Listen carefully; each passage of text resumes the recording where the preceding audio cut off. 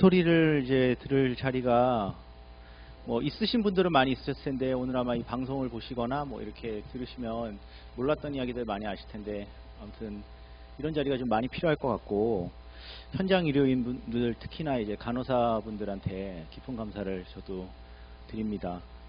먼저 시작하기 전에 먼저 말씀드리는 게, 저희가 이제 시민사회단체는 지난 거의 한 100일 가량을 주로 이런 이야기를 청취하고 현재 어떤 상황인지 확인을 하려고 했었습니다. 그래서 이제 시작이다라는 말씀을 드리고 싶습니다. 왜냐하면은 이제 지금 현재 이제 위기 관리나 경제적 문제 등이 이제 부각이 되면서, 사실 주요 언론이나 지금 대중적인 어떤 부분에서 이제 좀 이 코로나라는 부분이 상당히 우울한 이야기이기 때문에, 상당히 이제 현실적인 이야기나 현장의 실질적인 이야기들이 많이 알려지고 있지 않고, 그 다음에 지금 뭐 대구에서 또 엄청나게 많은 분들이 고통을 받으셨는데, 그 당시 이제 뭐 중환자들이나 이런 분들의 어떤 의학적 데이터들도 사실 공개되고 있지 않습니다. 그러니까 이제 그런 부분들이 아직 제대로 공개가 되고 이렇게 소통이 되고 논의가 되고 있지 않다 보니까, 그 틈을 노리고 사실은 이제 이 재난자본주의, 위기가 기회다라고 하시는 분들이 뭐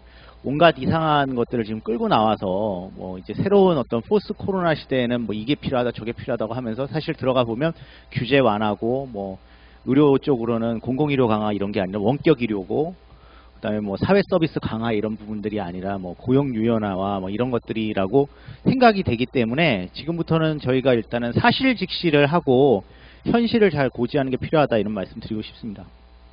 일단 그 뭐 코로나19 팬데믹의 어떤 원인에 대해서는 한번 보시면 될 것 같습니다. 뭐 다 아시는 내용일 거고요.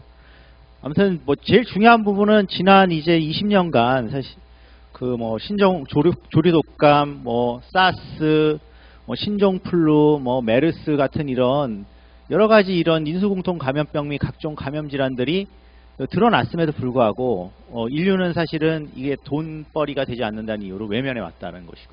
그렇게 해서 지금 주요 산업 국가들이 다 초토화되는 상황이 됐다는 점을 강조를 드리고 싶습니다. 일단 이제 완화 전략이라고 하는 부분은 다 아시는 내용인데, 현재 저희가 이제 하고 있는 어떤 전략이 뭐 이제 뭐 봉쇄 전략의 일환이다, 뭐 K 방역은 뭐 새로운 영역이다, 이렇게 주장하는데 전혀 그렇지 않습니다. 완화 전략이라는 거는 이제 목표가 의료 자원이 감당 가능한 수준으로 이 발병 수준을 이렇게 낮추는 것이죠. 발병 수준을 낮추는데 어디까지 낮출 수 있냐면, 그 나라가 감당 가능한 의료 자원 수준까지 낮추는 것입니다. 그렇기 때문에 첫 번째는 낮추는 것이고요. 두 번째는 당연히 그 나라의 감당 가능한 의료 자원을 어느 일정 수준 이상 올리는 것, 이 두 가지를 동시에 해야 되는 것인데, 지금 한국이 한 거는 사실은 조기 이제 방역을 열심히 잘 해서 방역 성공으로 이 커브를 다른 유럽 국가들이나 미국과 달리 상당 부분 아래로 끌어내리는 데는 성공을 했다.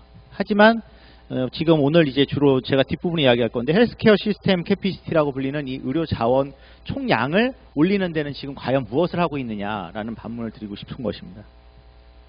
이거는 이제 어느 정도 수준의 사회적 거리두기를 하면 이제 저희가 이런 커브를 누를 수 있느냐라고 해서, 이제 이건 영국의 임페리얼 컬리지에서 나온 것인데요. 그냥 참고하시면 될 것 같고요.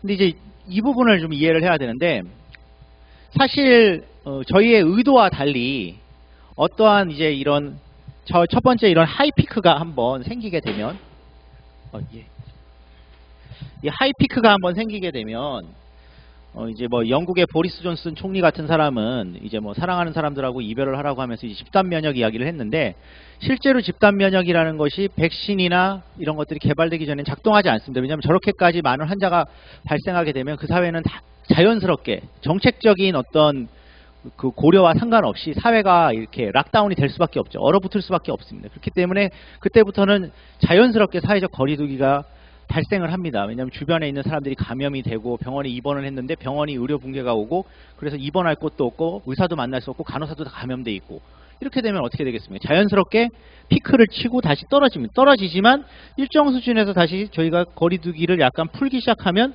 또 다른 웨이브가 나타납니다. 그래서 이렇게 한 번의 웨이브가 나타났다가 또 그 상황에서 어떠한 정책을 또 도입하거나 하게 되면 이런 식의 구조가 나타나게 되고, 이것이 언제 끝날 건지에 대해서는 대부분의 전문가들은 사실은 백신이 개발될 때까지 라고 이야기를 합니다. 그렇지 않고 전 인류의 60%가 면역을 획득하거나 60, 70% 면역 획득할 때까지라고 하면 최소 4, 5년이 걸릴 것이다.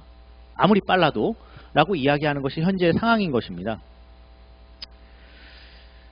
이 부분은 이제 1918년에 스페인 독감의 경우에도 당시 보고서를 보면 그 뉴욕타임즈에 실린 이 그림인데요.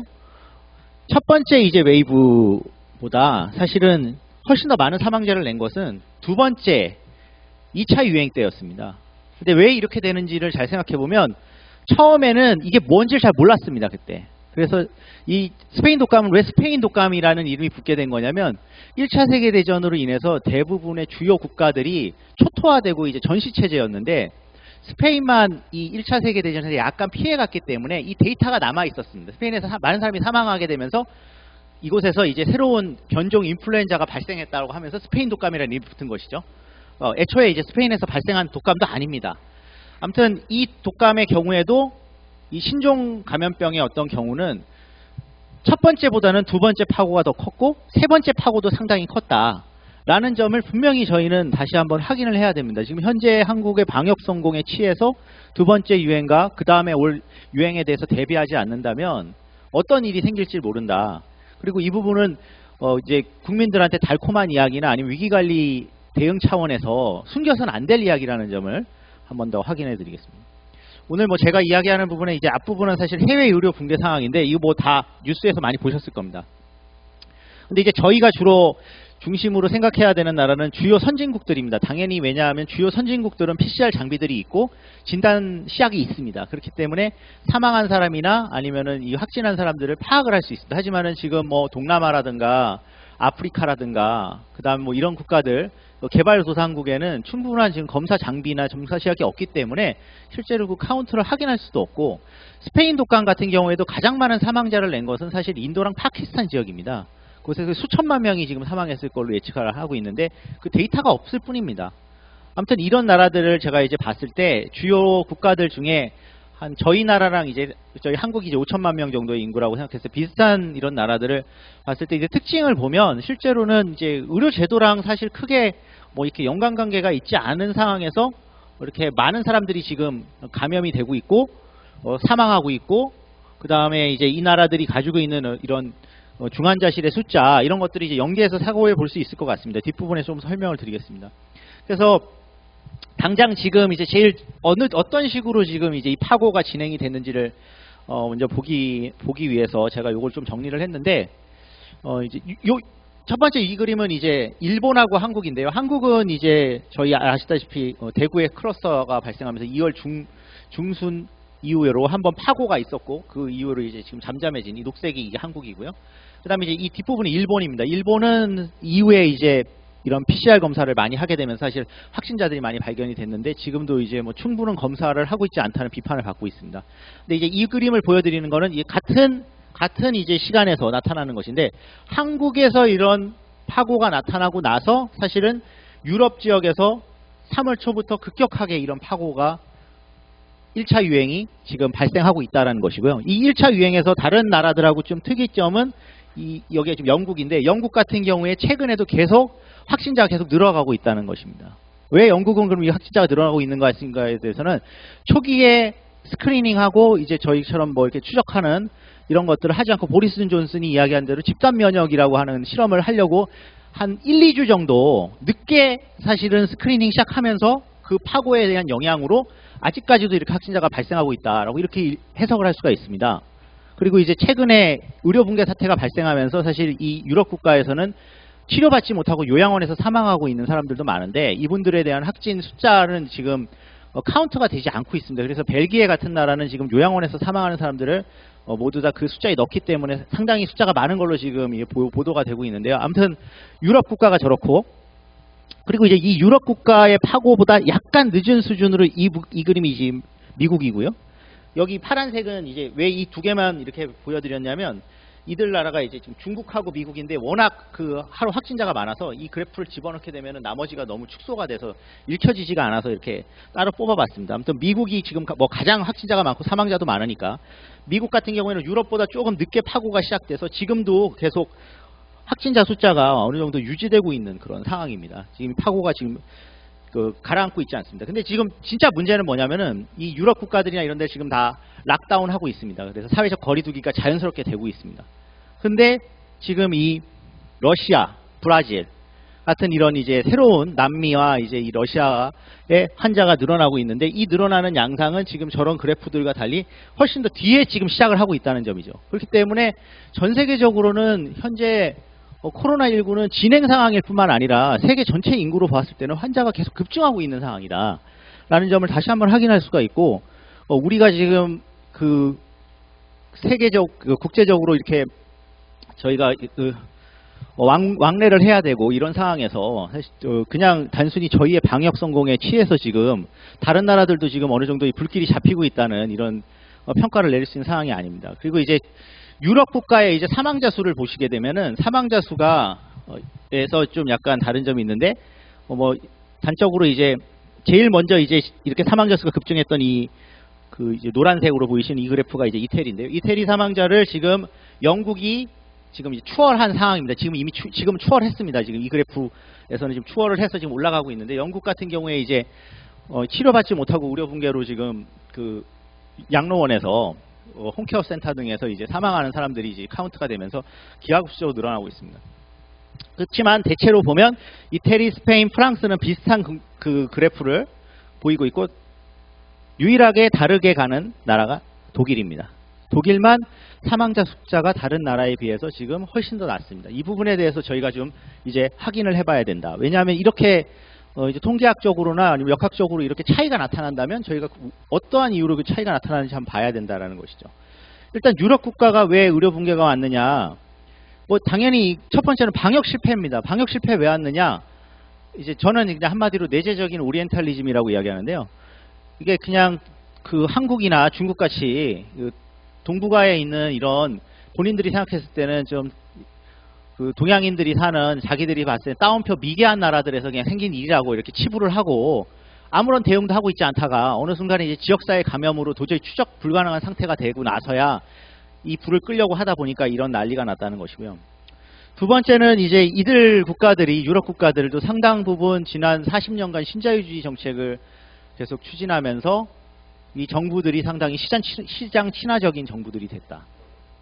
그러다 보니까 이제 보리스 존슨 같은 경우에는 아까도 말씀드린 사랑하는 사람과 헤어질 준비를 하라는 이런 비인도적 발언까지 막 국가 총리가 하는 그런 상황이 된 것이고요. 그리고 이제 이태리 같은 경우에 대표적으로 보여주는 건데, 지방자치나 분권화나 분리주의 문제점을 고스란히 다 보여주고 있고, 여기에 이제 내재적인 인종차별 문제라든가 이런 것들이 다 결합이 되어 있다라고 봅니다.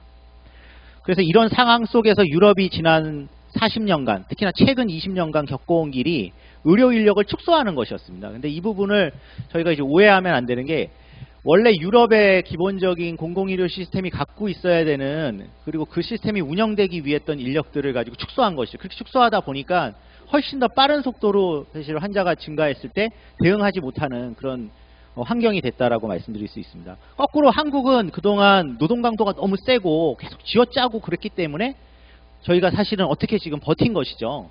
만약에 유럽 국가 같은 그런 시스템이었다면 한국도 똑같이 계속 인력을 줄이고 있었고 축소하고 있었다면 힘든 상황이었을 것입니다. 그러면서 이제 의료 붕괴가 사실은 이루어졌기 때문에 이런 문제가 생긴 것이죠. 그래서 이제 치명률 같은 경우에 다시 한번 이렇게 그래프를 보게 되면, 치명률이 이렇게 지금 우리나라인데요. 사우스 코리아 우리나라인데, 우리나라 같은 경우는 치명률이 조금씩 상승하고 있죠. 왜냐하면 이제 방역 성공을 통해서 이제 환자가 많지 않기 때문입니다. 그렇지만 대부분의 나라들은 사실 치명률이 올라가고 있는데, 이제 영국 같은 경우에는 이제 치명률이 이제 15% 수준을 지금 수렴하고 있습니다. 치명률이라고 하는 거는 이제 전체 확진자들 중에 어느 정도냐는 건데, 이 부분을 고려를 했을 때에는 실제로 확진자 숫자가 훨씬 더 많을 거다라는 점을 유추할 수가 있는 부분이 있습니다. 한국이 방역을 대단히 성공하고 많은 환자들을 찾아내가지고 치료를 했을 때 지금 3%가 좀 안 되는 수준이기 때문에 15% 정도의 영국의 수준이라면 훨씬 더 많은 확진자가 있을 거다, 이런 부분을 예측드릴 수가 있고, 그런 상황 속에서도 유일하게 의미가 있는 부분이 독일입니다. 독일은 빠른 속도로 사실은 이 1차 파고 때 스크리닝을 하고 저희 한국과 비슷하게 접촉자를 찾아냈습니다. 그래서 이게 5%가 안 되는 수준으로 지금 이제 수렴이 되고 있는데 4.1% 정도 지금 치명률이 나오고 있는데요. 4.1% 정도로 아마 그 치료 성공을 하면서 관리에 들어갔다라고 이제 평가를 할 수 있습니다. 그래서 지금 뭐 뉴욕 타임즈나 파이낸셜 타임즈에서 독일만이 지금 성공하고 있기 때문에 독일에 대한 평가를 많이 내놓고 있습니다. 거기에 대한 이제 여러 가지 평가가 있는데, 이제 첫 번째로 말씀드릴 거는 통계적인 착시 효과가 당연히 있습니다. 독일의 이제 확진자가 훨씬 더 좀 연령이 낮습니다. 이태리 북부 지역에 그 스키 여행을 갔다 온 젊은 사람들이 많이 처음에 감염이 돼서 시작이 됐다고 합니다. 우리나라 이제 그 신천지 교도들이 상당히 나이가 젊지 않았습니까, 대구에? 그리고 서울 콜센터도 상당히 나이가 젊습니다, 그분들이. 그래서 저희 이제 고령자들이 상당히 적어서 한국도 착시 효과가 지금 보이는데요. 그게 이제 독일에서도 좀 드러났다. 물론 그렇다 치더라도 독일이 한국보다는 더 이제 나이 든 사람이 많이 걸리고요. 두 번째는 이제 한국하고 비슷하게 광범위한 검사나 접촉자 이제 추적 검사 등을 했기 때문이고요. 그리고 또 독일은 어쨌든 이 그 비스마르크 시절부터 사회보험 원조의 국가로서 이런 검사가 전부 무료고, 치료도 이제 어쨌든 지역조합으로 인해나 직장조합이 있으면서 다 무료입니다, 거의. 그리고 이제 공공의료 체계를 이제 말씀드릴 수 있는데, 독일은 이제 한국보다 훨씬 더 많은 확진자가 발생하고 환자가 발생했음에도 의료 붕괴가 지금 사실은 발생하지 않았는데, 1월에 이제 벤틸레이터가 있는 중환자실이 한 28,000여 개 정도 있었는데, 이거를 지금 거의 뭐 3월 한 달 만에 4만여 개로 지금은 거의 48,000여 개까지 지금 늘렸다고 하는 이야기가 있습니다. 이렇게 빠른 속도로 사실은 이 중환자실을, 호흡기 중환자실을 갖췄다. 그리고 이제 메르켈이 어쨌든 간에 다른 뭐 지도자보다 낫다, 뭐 이런 이야기들이 이제 나오고 있습니다. 그럼 이제 최근 들어 이제 유럽의 파고 이후로 이제 많은 환자가 발생하고, 지금 이제 트럼프가 뭐 프리 미네소타 뭐 이런 걸 주장하면서 사실은 이 경제 위기를 차라리 타개하기 위해서 집단 면역에 뛰어들자고 주장하는 이 미국의 경우 어떻게 해서 이런 문제가 생기게 되냐? 미국도 이제 뭐 유럽하고 비슷하게 사실은 이게 뭐 동양의 어떤 그런 문제라고 치부를 한 부분이 있습니다. 하지만은 미국은 이제 3월 초에 사실은 이제 미국 동부를 이 코로나19 환자들이 강타한 다음에 뉴욕주 환자가 폭발한 이후에 잘 대응을 했으면 됐는데, 미국에 이제 건강보험이 없지 않습니까? 그러니까 이제 민간보험이니까 당연히 그 이후에 이 타격을 받자마자, 경제위기가 발생하자마자 대부분의 그 상당수 한 2,800만 명 정도가 해고가 됩니다. 해고가 되면서 자연스럽게 그 사람들도 건강보험이 없어지게 되고, 그리고 이제 미국 CDC에서는 3월 중하순부터 이제 이 코로나 검사에 대해서 무료를 이야기했지만, 미국에서는 의사를 한번 만날 때 뭐 저희 돈으로 한 4,50만 원을 내야 됩니다. 그러다 보니까는 검사 비용은 무료인데 민간보험이 없는 사람들은 이거 만날 수가 없게 된 거죠. 그리고 이런 상황에서 민간 병원들도, 지금 미국의 민간 병원들도 상당한 경제 타격을 받고 있습니다. 그래서 이 민간 병원들이 또 즉각적으로 미국 시스템은 인력 구조 조정에 들어갑니다. 그러다 보니까 병원에 이제 간호사를 해고하고 의사를 해고하는 상황입니다, 지금 미국 병원들은. 그러면서 이제 자원봉사자들로 이걸 시스템을 돌리게 되면서 갑자기 병원의 부익부 빈익빈이 급속히 진행을 하게 되면서 이제 이 환자들이 몰리는 주요 병원과 환자들이 가도 치료해줄 사람이 없는 병원으로 구분이 되는 이런 끔찍한 상황이 됐다는 것이죠.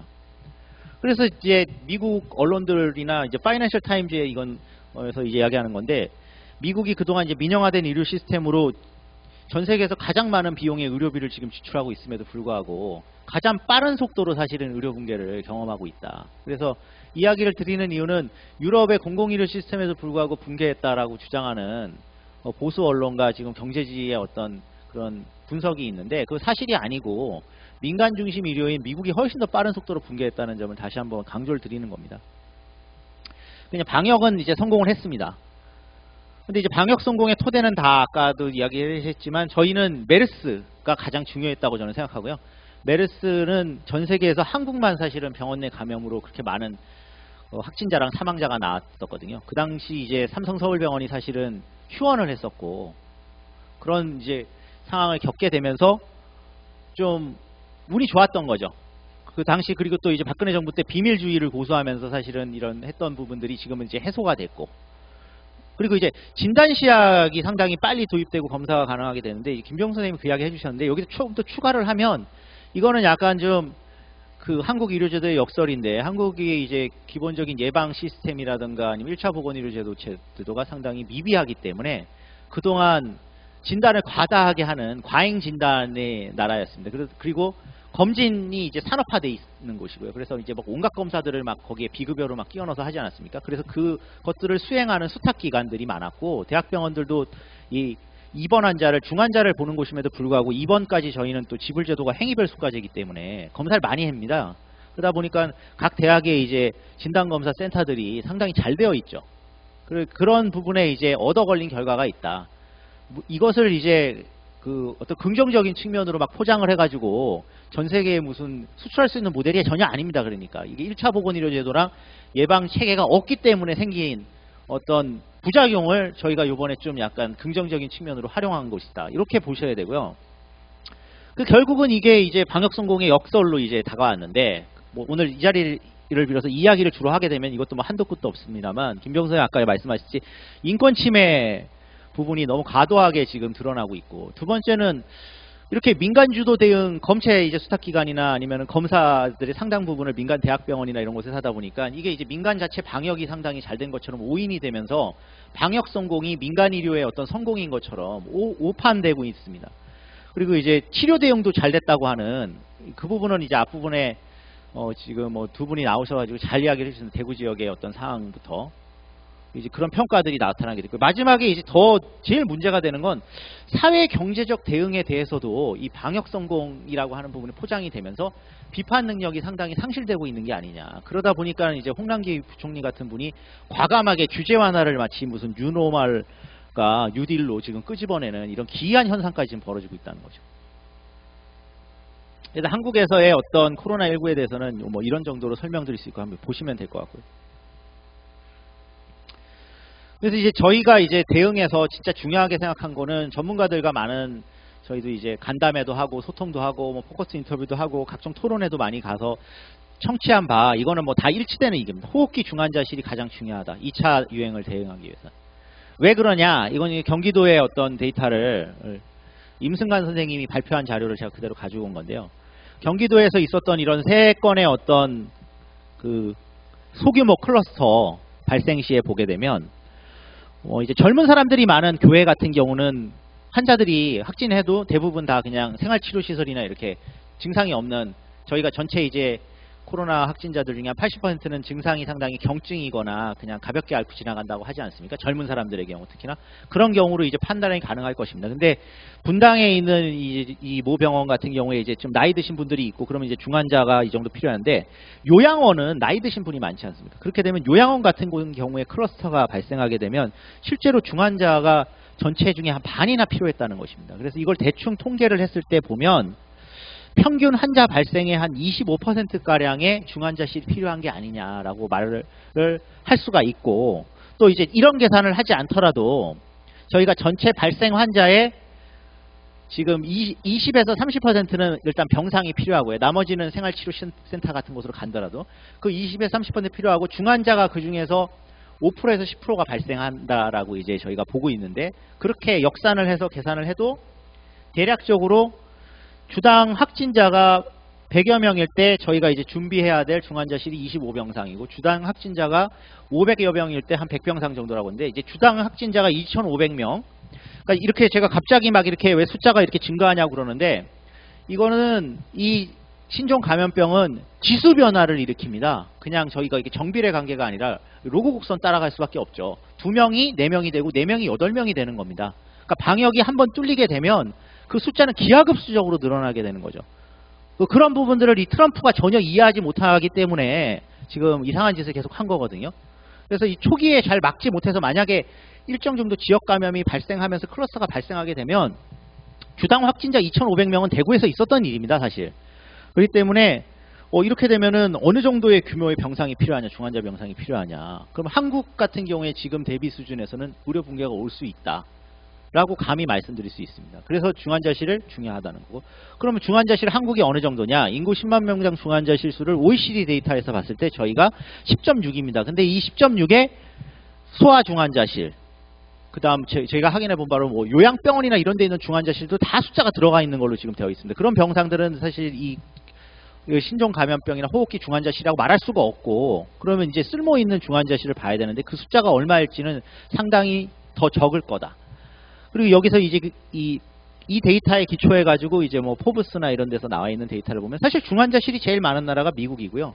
미국은 의료 수가가 워낙 높기 때문에 중환자실 돌려서 돈벌이가 되니까 돌리는 거고, 독일 같은 경우에 이제 적절한 수준의 이제 중환자실을 가지고 있는데, 아까 제가 말씀드려서 이 수준의 거의 2배 수준으로 지금 두세 달 만에 증축을 해서 뻥튀기를 해놓은 상태고, 나머지 국가들이 상당히 이제 중환자실이 부족하다. 우리보다 중환자실이 이태리나 프랑스 뭐 이런 나라들, 스페인도 우리랑 비슷하다, 이렇게 보시면 됩니다. 그래서 그런 유럽 국가들을 보고 우리가 지금 한심하게 생각할 게 아니라, 만약 그 정도의 확진자가 발생하게 되면 똑같이 대응을 못하게 된다라는 점을 인지를 해야 된다는 거죠.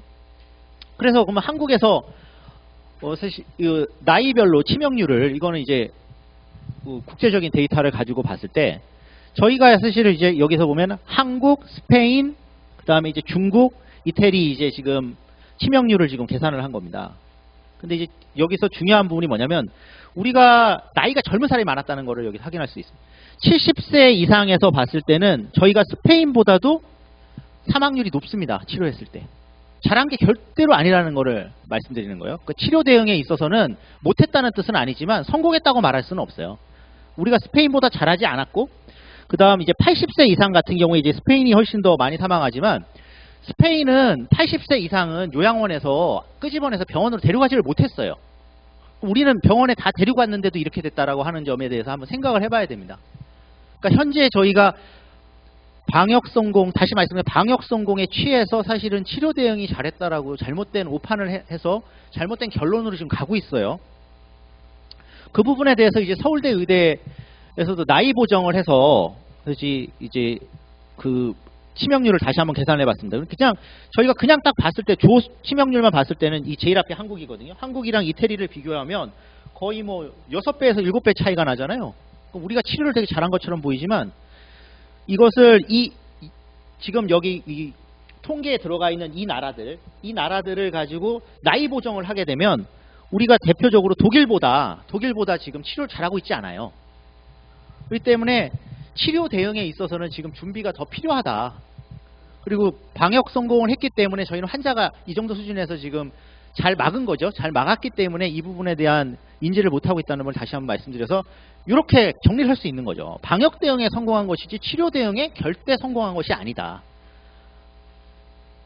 그 대구 지역의 병상 운영을 아까 앞부분에 다 말씀을 하셨으니까 한번 보시면 되는데, 대체로 이 대구 지역에서 공공병원들을 다 끌어다가 쓰고, 중환자 같은 경우는 대구 지역에서 다 커버가 안 돼가지고 지금 뭐 전국 방방곳곳으로 다 환자들을 보냈습니다. 근데 중환자실 실제로 이제 아까 앞부분에도 공공운수노조에서 말씀을 해주셨지만은, 저희가 청취한 바로도 중환자실에 에크모, CRRT 같은 것들을 이제 처음에 지시에 따라서 작동을 할 수 있는 숙련된 간호사가 없어서 놓친 환자들이 꽤 있었다고 저는 들었는데, 그런 상황에서 진짜 지금 대구 지역의 간호사 선생님들의 진짜 엄청난 헌신으로 지금 이게 겨우 불을 지금 잡은 상황인데, 여기서 이제 지금 잘못된 결론을 내서는 안 된다는 거고요. 이제 뭐 이런 정도 이야기를 조금 정리를 했었습니다. 그래서 왜 대구 지역 중환자실이 문제가 있었냐? 첫 번째, 숙련 파견 간호사가 부족했다라고 하는 증언을 저는 들었고, 두 번째가 병원의 매뉴얼 자체가 아예 없어서 뭐 코로나 환자를 엑스레이를 어떻게 찍을지, 아까도 말씀하셨지만 뭐 사망하고 나서 어떻게 이거를 할지까지 전부 그냥 다 맡겨놨다라고 하는 이야기를 들었고, 레벨 D 방호복도 유튜브를 보고 연습시켰다고 하는데, 뭐 그런 상황인데 지금 이게 치료 대응이 잘 됐다고 저희가 할 수가 전혀 없겠죠. 장비는 부족해서, 이건 시사인에도 지금 중의학 대한 그 중환자의학회의 그 김재영 교수께서 이야기를 하셨지만은, 정부나 이렇게 이야기하면은 이런 CRRT나 에크모를 공급하지 못해서 본인이 전화해가지고 아는 병원에 아름아름 알아가지고 받았다고 하는 증언이 나옵니다. 실제로 그렇게 했다고 해요. 그리고 이 전산 프로그램이 상당히 서로 다 다르잖아요. 근데 이제 이것도 이제 막 입력을 하면서 상당한 시간을 소요하고 이게 또 늦게 돼가지고 이 데이터도 지금 모여있지도 않은 것 같고, 아무튼 총체적인 이런 난국이었다라고 하는 부분을 들었고, 나머지 이제 한 대구 지역에 발생한 한 8, 90%의 이제 경증 환자들은 사실 그렇게 큰 무리 없이 이제 잘 치료가 됐겠죠. 그러니까 이쪽에 저희가 너무 초점을 갖추다 보니까 중환자들이 어떻게 관리받았는지에 대해서 너무 지금 놓치고 있습니다. 그 대구의 교훈을 이제부터 말씀드리겠습니다. 지금 시간이 없으니까. 첫 번째가 컨트롤 타워가 없다는 것입니다. 지금 한국의 치료 대응에서. 병상을 조정을 해야 되는데 병상 조정을 중대본이 제대로 할 수 없었다는 것이고, 그래서 지금 국립중앙의료원이 이제 NMC 병상의 어떤 현장을 아는 여러 사람들이 개입을 해가지고 이 병상 조정에 상당한 기여를 했다고 알고 있습니다. 그래서 인력을 또 배분을 해야 되는데 인력 배분을 위한 현장 상황 파악할 수 있는 컨트롤 타워가 없다는 거고요. 그다음에 아까 제가 말씀드렸지만 에크모나 CRRT나 벤틸레이터 같은 것 이런 필수 호흡기 중환자실 장비를 조달할 수 있는 그리고 이게 어디에 있고 어떻게 되는지를 알고 있어야 되잖아요. 저희가 필요하다고 하면 그럴 수 있는 컨트롤 타워가 없다는 것입니다. 그래서 의료 현장에 대한 이해도가 높은 컨트롤 타워가 필요합니다. 행정적인 부분도 필요하지만 두 번째가 이제 법률적인 지위가 여기에 들어가야 되는 거죠. 법률적인 지위를 그냥 뛰어넘고는 이 권한이 없습니다. 그래서 이런 생각을 해볼 수가 있겠습니다. 지금 현재는 이 빨간색으로 되어 있는 부분은 없고 중대본과 보건복지부 지금 보건차관은 이후에 만든다고 합니다. 근데 뭐 별로 지금은 현재는 역할이 없고요. 중대본이 사실은 방역대응 컨트롤타운인 질병관리본부, 지금 이제 질병관리청이 될 거라고 하니까 이건 예상치로 지금 제가 써놓은 거고 이렇게 되는 구조입니다. 근데 이쪽은 방역대응은 잘 어느 정도 할 수 있을지 모르지만 치료대응은 없습니다. 치료대응 컨트롤타워 없습니다. 그래서 공공보건의료청이나 이런 치료 대응을 할 수 있는 컨트롤타워가 절대적으로 필요하다. 이것이 없으면 그나마 지금 얼마 안 되는 공공의료 자원이나 아니면 여기에서 추가로 민간의료 자원을 연계해서 민간 협력을 하는 것이 실제로 힘들었고 대구의 교훈은 그것들이 잘 되지 않았다는 점을 보여주는 것입니다. 잘 됐다는 걸 보여주는 것이 아니라. 그리고 이제 두 번째가 인력 부분입니다. 아까도 다 이야기하셨는데 인력이 지금 제일 중요합니다. 인력이 당장 의사, 간호사를 저희가 양성할 수가 없습니다. 그래서 있는 사람도 잘 써야 되는데 그러면 일단 첫 번째가 교육하고 잘 분배를 해야 되는데 교육을 해야 됩니다. 신종 감염병의 성격이나 이런 것들을. 그래서 이 교육과 관련해서는 이제 그동안 나와 있는 이제 뭐 국립 아니면은 뭐 국가 중앙 감염병 전문병원 이런 것들이 사실 그 역할을 해야 될 것으로 보이는데 이거 뭐 벌써 신종 플루 때 나왔던 이야기인데 10년째 김우주 교수께서 그때 연구 용역했던 이야기인데 메르스 때는 한다 그러더니 아직까지도 두 군데 지금 허가받고 아직 삽질도 못한 이런 상황입니다. 이게 지금 잘했다고 지금 이야기할 수 있는 상황이 아니다 또. 그리고 이제 민간 인력 차출을 위한 체계도 지금 필요합니다. 그냥 자원봉사식으로 서울의 빅5 대형 병원에 간호사 몇 명 보내주세요. 그러면 그곳에서 숙련된 중환자실 간호사를 보내줍니까? 절대 그렇지 않죠. 거기도 환자들 많은데. 그런 부분을 보내주는 게 아니라 신규 간호사나 이제는 뭔가 이렇게 좀 유유 인력을 보내줍니다. 그러면 그분들은 와가지고 그만큼의 역할을 하려면 엄청난 또 트레이닝을 시켜야 되는데 그런 이제 상황을 계속 할 수 없고요. 그렇기 때문에 이제 우리가 이제 중요한 부분은 기존에 있는 이런 민간 병원들의 인력 기준을 강화해 놔야만이 민간 병원들이라도 공공병원뿐만 아니라 이런 시스템이 제대로 돌아갈 수 있다. 그 부분은 조금 더 뒤에 제가 설명을 드리겠습니다. 그리고 숙련 간호 인력이 중요하다는 것이 이번에 이제 명백히 밝혀졌습니다. 그러니까 이런 장비들이 있어도 돌릴 수 있는 사람이 없는데 어떻게 돌리겠습니까? 그리고 의사가 거기 다 붙어서 어떻게 그걸 할 수도 없고 이런 상황들을 다 모니터링하고 같이 소통이 될 수 있는 전문적인 숙련 중환자실 간호사 필요하고 이분들에 대해서 최소한도 지금부터는 국가가 좀 책임을 지고 어느 정도 관리를 해야 된다. 처우도 관리를 해야 되고 이분들을 어떻게 지금 좀 찾아내가지고 만약에 좀 쉬고 있는 사람이 있다면 어떤 식으로 다시 활동시킬지도 생각을 해봐야 될 것입니다. 왜냐하면 이제 코로나는 아직 끝난 게 아니고 2차 유행을 지금 대비해야 되는 아주 긴박한 상황이라고 저는 생각을 하기 때문입니다. 그리고 이제 마지막이 시설하고 장비인데 인공호흡기 아까 이야기한 에크모, CRRT 같은 것들은 우리가 만들 수 있는지 수입할 수 있는지 숫자는 전체 얼마가 되는지 어디에 지금 몇 개가 있는지 다 알고 있어야 합니다. 그렇지 않고서는 만약에 어떤 2차 유행으로 환자가 많이 발생했을 때 이 장비가 없어서 사실 중환자실도 있고 인력도 있지만 또 다음 문제가 해결이 안 되고 그리고 이제 저희 보호장구나 이런 것들도 충분히 비축이 되어야 되고 지금 어떻게 더 조달할지 안 된다면은 우리 한국이 가지고 있는 여러 가지 제조업 공장들 중에 어떤 곳에 이것을 만들 수 있게끔 뭔가 국가가 조치를 할지 독일이나 지금 영국이나 프랑스나 지금 다 이렇게 하고 있는데 우리도 그 정도 수준의 제조업 국가이기 때문에 충분히 할 수 있다고 알고 있습니다. 그리고 거기에 자원을 투자해야 될 것입니다. 그럼 이제 이런 질문을 하시는 분이 있을 겁니다. 민간의료 체계는 왜 대응이 어렵냐? 민간의료 체계도 이거 충분히 할 수 있지 않았냐? 첫 번째는 이 민간 의료 체계에 있는 특히나 이제 이런 환자들을 볼 수 있는 상당히 이제 큰 병원의 중환자실에 대한 이해를 해야 됩니다. 첫 번째가 이 병원의 중환자실은 항상 환자가 가득 차 있습니다. 왜냐하면 한국의 이 의료 구조는 수익 중심으로 돌아가는 구조고 민간병원은 당연히 수익성 중심으로 돌아가기 때문에 중환자실은 수가도 낮고 상대적으로 돈이 안 됩니다. 그래서 꼭 필요한 숫자만 가지고 있거든요. 그래서 어떤 환자가 발생해도 중환자실이 부족해가지고 난리가 납니다. 지금 모두 응급실에 응급환자 가면 중환자실 없어서 다른 병원 전원하는 사람이 부지기수입니다. 저 인턴 레지던트 할 때도.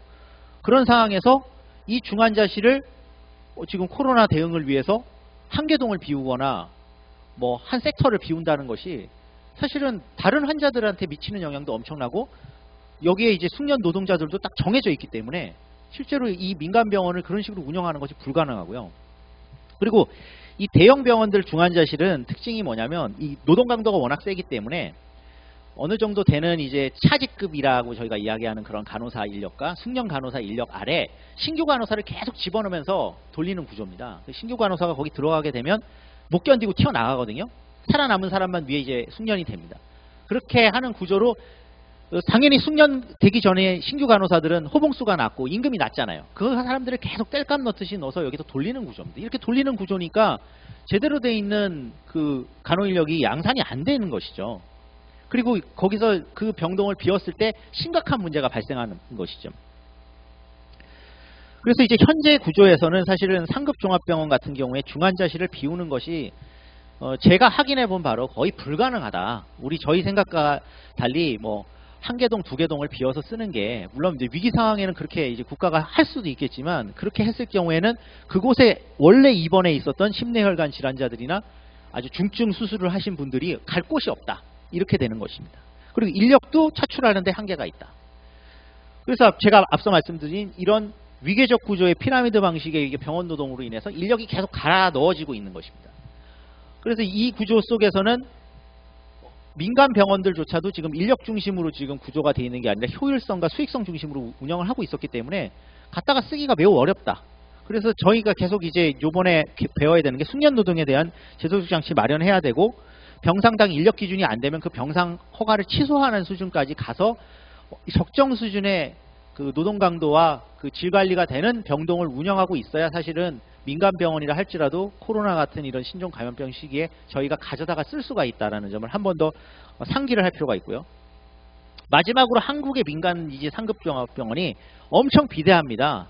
지금 뭐 일본이나 뭐 영국이나 이런 주요 국가들에 있는 그런 병원들은 제일 좋은 병원들이라고 하더라도 한 1100병상, 1000병상 이렇고 영국 같은 데는 물론 병상이 많이 축소가 됐지만 700병상, 800병상 그런데 한국 뭐 아산병원 2700병상이고 막 2000병상이 넘습니다. 너무 병상이 크고 이 병상들을 그동안 수익성 중심으로 이렇게 공간 배치를 했기 때문에 동선 분리가 안 됩니다. 그래서 이 병상을 사실 비우는 게 거의 힘들다라고 하는 것을 또 한번 확인할 수가 있었습니다. 물론 그렇지만 제가 이제 단서를 다는 것은 그렇지만 2차 유행이 발생해서 저희가 당장 급박하게 병상이 부족하다고 하면 요번 같이 지금 그 대구에서 요번에 클러스터가 발생했을 때 사실 아산병원과 삼성병원은 엄청나게 큰 병원임에도 불구하고 거의 역할을 하지 않았는데 이런 식의 일들은 있어서는 안 되고 이 두 병원 중에 하나의 어떤 중환자실을 몇 곳 정도는 미리 좀 비워서 쓸 수 있는 정도의 어떤 컨트롤 타워가 필요하긴 합니다만 이들 병원을 가지고 우리가 2차 유행이나 3차 유행에 대비할 수 있다라고 이렇게 상정하는 것은 매우 어렵다. 그리고 여기에 있는 다른 중환자들이 많이 있다는 점, 그리고 병원이 너무 크다는 점을 우리가 이제 생각을 해봐야 됩니다. 그래서 결론은 이렇게 되는데 결국 결론이 뭐밖에 없겠습니까? 당연히 공공적으로 이용할 수 있는 공공병원, 공공의료 시스템, 이 인프라가 갖춰져야 됩니다. 첫 번째로 이제 요번에도 그 대구 지역에 사실 중환자실에 가장 큰 도움이 됐던 거는 NMC에서 파견된 팀워크가 갖춰져 있는 간호그룹들이 상당히 도움을 많이 줬다고 하는데 이 민간 병원에서 파견 온 사람들 따로따로 온 사람들 거기서 모아가지고 새로 팀워크를 짜가지고 뭔가 중환자실 돌린다는 게 얼마나 힘들겠습니까? 사실 거의 불가능하고 미리 세팅이 돼 있어야 됩니다. 서울의료원이나 이런 공공의료기관들 국립중앙의료원 이런 것들은 지금도 감염병 대응 그 어떤 훈련들과 교육이 되면서 팀워크가 하나로 유지가 됩니다. 당연히 팀워크가 유지된 사람들을 많이 보유하고 있어야 훨씬 더 빠른 대응을 제대로 할 수 있고 그러니까 공간 문제인데 공공병원은 수익성 중심으로 만들지 않아도 되기 때문에 일단 동선 분리를 제대로 할 수가 있고요. 그리고 공간도 조금 더 널찍하게 설계할 수가 있습니다. 지금 이 호흡기 중환자실에 필요한 부분이 에크모라든가 CRRT라든가 이런 것들을 집어넣기 위한 최소 공간이 필요한데 그 공간이 안 나오는 대학병원 중환자실도 되게 많거든요. 이런 부분들을. 그리고 이제 세 번째는 제도적인 문제인데 지금 민간병원을 수용하거나 징발하고 이런 게 대단히 복잡한 문제입니다. 이거 국회에서 법을 통과시켜야 되는 부분의 문제도 있고 뭐 섣부르게 나설 수가 없습니다. 민간 자원이기 때문에. 그냥 지금 뭐 주요 신문들이나 이런 데서 넉나간 사람들이 뭐 민간 자원으로 충분히 할 수 있다고 이야기하는데 그것은 그분들의 그 어떤 제가 봤을 때는 선의에 의한 그런 부분들이지 실제로 제대로 작동하게 하기 위해서는 저항에 부딪힐 수밖에 없는 것이죠. 마지막으로 이제 돈이 많이 들어갑니다. 훨씬 더. 왜냐하면 여기에 보상을 해줘야 되고 그간의 민간 의료기관이 벌어들였어야 되는 그런 높은 어떤 효율로 벌어들인 어떤 수익성을 가지고 커버해줘야 된다는 건데 그렇게 하고 나서 사실 남는 것은 또 없습니다. 공공병원은 그런 경험을 갖게 되면 당연히 그 팀워크가 그 시스템이 거기에 맞춰져서 다음번엔 훨씬 더 잘 대응할 수 있게 되지만 민간병원은 그렇지도 않습니다.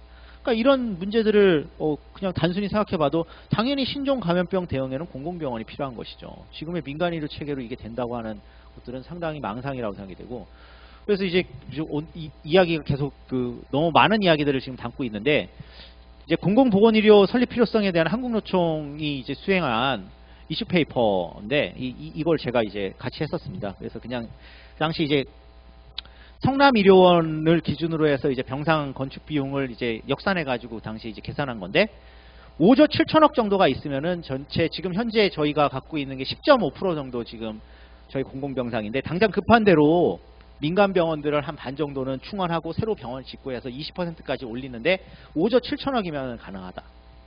5조 7천억이 그렇게 큰 돈이 아닙니다. 예, 이거 우리나라 경제 규모에서 당연히 지금 코로나 대응 같은 걸 위해서는 그냥 지출할 수 있는 돈입니다. 이걸 당장 해야 된다는 거고요. 그렇게 해서 이제 지금 분절화되어 있는 공공의료 시스템을 이런 식으로 좀 일원화하고 아까 제가 앞부분에 말씀드린 치료 대응을 위한 컨트롤 타워인 공공보건의료청이나 이런 것들을 가져야 된다는 것입니다. 그렇게 했을 때 사실 작동이 되고 이 공공보건의료청에서 또 이제 NMC 같은 국립중앙의료원이 큰 역할을 또 중간에서 하면서 이 컨트롤 타워로서 작동을 하게 된다는 거죠. 그래서 정리를 하겠습니다. 일단 치료 대응을 위한 저희의 이제 기본 대응 요구는 첫 번째는 공공의료기관을 무조건 확대해야 된다. 급한 대로 20%까지 병상 확보하자. 이거면 당연한 거고요. 두 번째는 중환자실 대응 체계를 완비하자. 그리고 여기에 이제 컨트롤 타워가 필요한 것이고요. 세 번째는 훈련된 인력과 교육 프로그램이 지금 절실히 필요하다. 지금 뭐 유튜브 보고 지금 레벨 D 지금 입는 거 배워야 되는 수준이라고 하면 다음번 2차 유행 때 만약에 환자가 수도권에서 대구같이 클러스가 발생했을 때 진짜 큰일이 난다. 그래서 감염병 중앙병원은 당장 설립을 해야 되고요. 이런 역할을 하는 것들을 국립중앙의료원에 지금 당장 섹터를 비워서라도 시작을 해야 되고 의료장비나 보호장비를 당장 비축하고 구비해야 된다는 것이고요. 그 다음에 이런 컨트롤 타워들 당장 만들어 달라. 지금 현재 민간 의료기관들을 또 징발해서 써야 되는데 거기에 대한 법적 근거가 있는 것들을 준비해야 된다는 거고요. 제도적으로 이제 좀 긴박한 부분들은 뭐 비슷한 내용인데요. 의료진 보호장비랑 필수 의료자원을 확보할 수 있는 것과 추가로 코로나19 이제 백신과 치료제가 만약에 개발이 된다고 하면 현재는 지금 뭐 해외에서 개발되고 있는 것들이 딱 어떻게 딱 맞아떨어지는 그러니까 그 신종플루 때 타미플루 같이 인플루엔자의 타미플루 같은 그런 치료제는 없지만 그런 것들이 만약 개발이 된다고 하면 거기에 있는 어떤 특허란 이런 것에 걸려가지고 생산이 늦어지고 그러면 안 되기 때문에 이 긴급한 공급 대비 태세는 당연히 저희는 해야 된다고 생각하고 그리고 지금 현재 이제 재난 상황에서 의료비 본인 부담금과 건강보험료도 국민들한테 큰 부담입니다. 이 부분을 어떻게 경감할 수 있을지 그리고 뭐 그 질병관리본부에서도 뭐 계속 생활 속 그 사회적 거리두기에서도 나오는 건데 아프면 뭐 3, 4일 집에서 쉬자고 하지 않았습니까? 아프면 3, 4일 집에서 쉬려면 당연히 상병수당이나 유급병가 같은 것들 당연히 도입돼야 된다는 것이고요. 그리고 지역 거점 이제 안심병원 등도 확대가 돼서 코로나 때문에 다른 질환들 진료 못 받는 것들도 이제 해외를 해야 한다고 생각합니다. 최종적으로 저는 이런 이야기를 드리고 싶습니다. 이제 지금 시점은 지금 코로나로 인한 따옴표 뉴노멀 그리고 뭐 새로운 뉴딜 이런 것들은 지금 국제적으로는 공공화, 국유화 프레임입니다. 왜냐하면 지금 공급, 수요, 뭐 인력 부분에 있어서 다 경제적으로 지금 타격이 지금 오는 전 세계적인 지금 경제 파국 위기인데 이를 해결할 수 있는 거는 당연히 이런 부분들 중에 필수 의료 부분, 필수 산업 부분, 필수적인 사회 서비스는 다 공공화, 국유화 해가지고 사회가 운영하라고 하는 것입니다. 그렇지 않으면 버티지 못한다는 것을 다 보여주는데 한국만 지금 역행을 하고 있습니다. 막 이제 참 아쉬운 대목입니다.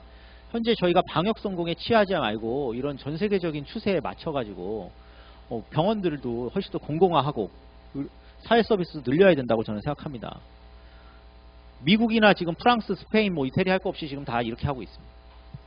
그리고 이제 추가적으로 사회 서비스 확대를 해야 되고 공공부조를 기본적으로 현재 지금 뭐 의료 같은 경우에 의료급여 저희 하위 2.8% 전 세계 어느 나라에서 저소득층 2.8%만 공공부조 지원합니까? 미국 같은 나라도 장애인, 저소득층 다 합쳐서 12에서 13%는 지원합니다. 그렇게 시장화돼 있어도 우리도 이제 그렇게 해야 되고 진짜 무상의료 할 수 있는 정도 독일식 의료 시스템까지는 일단 가자. 이렇게 저는 말씀드리고 정리하겠습니다. 감사합니다.